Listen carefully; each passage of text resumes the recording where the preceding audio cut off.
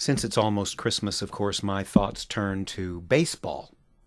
And I think about that famous poem, Casey at the Bat, which is about Casey who struck out. And I've taken that poem and I've rewritten it and turned it into another poem, Suzie at the Mall, which is about Christmas. And I'd like to perform it for you now as my Christmas gift to you. The outlook wasn't brilliant as the snow began to drop. It was closing in on midnight with but 1 hour left to shop. I saw the deep, long checkout lines. The shoppers were all miffed. I knew I could not stand in line to buy another gift. We hit the mall at 5 a.m., so dark we had to grope, and yet, though now exhausted, I still clung onto a hope.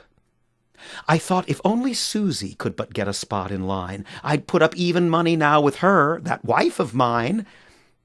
But Suzie was at Sears or Macy's, or maybe Neiman Marcus.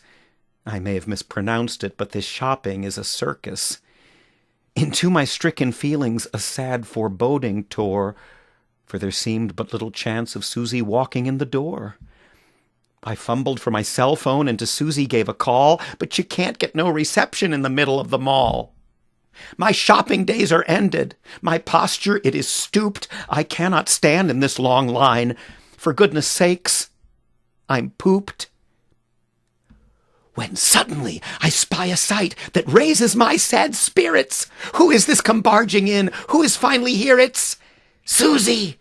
Yes, it's Suzie, toting packages galore, for Suzie, shopping Suzie, has burst into the store.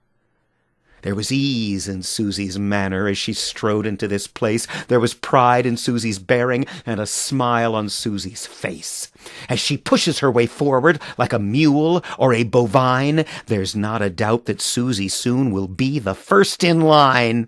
The folks she cut and butted stand there sneering with a curse, but Suzie, heedless of them, simply reaches for her purse. And now the teenaged cashier, her frightened eyes grown large, meekly asks, "Will this be cash?" Sweet Suzie answers, "Charge!" The poetic muse has failed me. How can anything be said? For Suzie stands and smirks as the magnetic strip is read. To everything but shopping, my dear Suzie, she is blind. But deafness strikes my Suzie. As the clerk says, "It's declined." From my wallet deep beneath me there went up a shout, "Dear Lord, has she run up all the visas? Maxed out the MasterCard?" "You're mistaken," says my Suzie. "Now run that card again."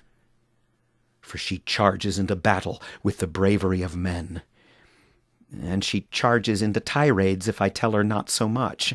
And she charges on the internet, at restaurants and such.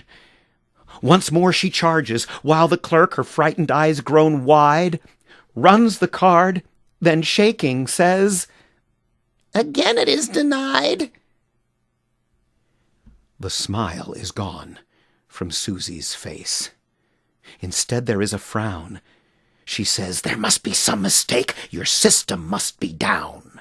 Now run that card again, my girl. It irks me that you're stopping what Christmas time is all about. I mean, of course, the shopping." A mighty tension fills the air. It swirls its way around her. She pounds with cruel violence her coupon on the counter, and now the cashier starts again. She voids and she retypes, and now she holds the card in hand, and now behold, she swipes.